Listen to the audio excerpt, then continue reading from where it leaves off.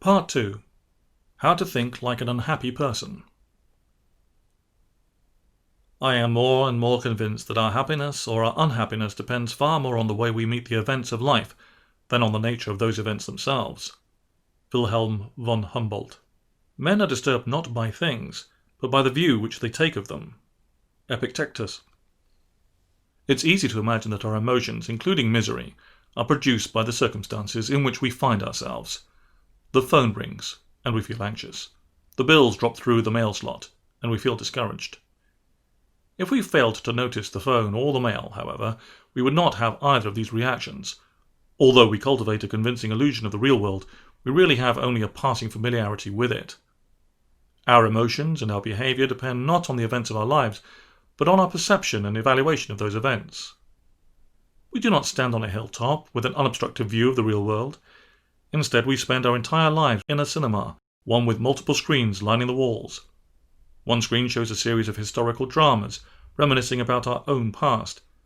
Another displays speculative fiction about our imagined future. A third shows a documentary of the present moment as it passes just beyond the confines of the theatre, a feed of the input from our senses. A fourth sensationalizes and fictionalizes that feed, making wild interpretations of the events it portrays. The straight documentary is usually the least exciting film on offer. It shows the contours of the furniture around us, the pattern of dust motes in the sunbeam, the sound of traffic outside, the voices of others, the slow shift of leaves in a breeze, the movement of our hands as we complete a simple task. It is distinguished not by its drama, but by the fact that it portrays only the moment that actually exists, the present one. It is the only non-fiction feature in the cinema. Because the documentary is less eventful than the other films, we constantly find ourselves distracted by the alternatives. We watch the heavily colorized interpretation screen. That man walking past right now. He hates you. Or a humiliating blooper reel from our past. Remember the time you fell on your face at your sister's wedding? Or a horror film about the future. I'm sorry, but the tests reveal that you have only 1 month to live. And by the way, you've been fired. Our time spent in the pure present is measured in snippets and moments. At times we find the other screens so distracting that the pure sensory feed seems not to exist at all. Even when we pay attention to the present, we watch only a tiny portion of the screen. At every moment we receive a vast amount of sensory information, but we process only a fraction of it. For example, notice the sensations of your right foot. Really, right now. These sensations were available to you before you read that suggestion, but in all probability, you were not focused on them. We react only to the bits of perceptible reality to which we pay attention. Your spouse just thanked you for taking the car for an oil change, but you don't experience the appreciation unless you pay attention and register that it has been offered. Further, we slide automatically into interpretation. Ahead of you in the line of the bank, a disheveled man is reaching into his coat pocket. Is he going for his wallet or a gun? Your boss frowns. Is she displeased with your monthly report, or did she overeat at lunchtime? The emotions you feel depend on the interpretations you make. Misery often develops as a result of the screens we choose to watch in the cranial multiplex, and the films we load into the projectors. We are often such adept projectionists that we do not realize that we have selected one storyline over the others, and we mistake the stories for objective reality. In this section, we examine some of the ways we can deliberately manipulate the mind to produce unhappiness. By carefully choosing the targets of our attention and maximizing the negative evaluations we make, we can turn any summery day into a winter of discontent. Lesson 11. Rehearse the regrettable past. The very fact that you are reading these words suggests that you were not born yesterday. You have a vast storehouse of memories, good and bad, ranging back to early childhood. Whether we do so deliberately or not, a part of everyone's life is spent poking around in the archives and viewing old memories. Let's begin the process of darkening the mind by sitting back with our popcorn and watching the movie screen of the past. The emotional brain won't know the difference. It reacts whether we are looking at the past, present, or future, and it has a hard time distinguishing between them. The question, of course, is which reels we should load into the projector. Some elements of almost everyone's past are quite good, some are unpleasant, and many more are quite neutral in tone. In order to increase your misery, you must be selective about the bits of memory you play back to yourself. The simplest strategy is to focus on the negative, replaying your distressing clips over and over again. Inventory your losses. Remember past injuries. Recall the times you have felt bereft, alone, alienated, terrified, despondent. Include examples of random, uncontrollable fate knocking you about like a helpless pinball. Often the most potent clips are those involving personal humiliation. The time you wet yourself at elementary school. The person you thought was a friend who ridiculed you in front of others. The moment you lost all track of what you were saying while giving a presentation. Your dogged love for a person who clearly had no interest in you. The job interview you hopelessly failed. The joke you told at dinner that offended everyone.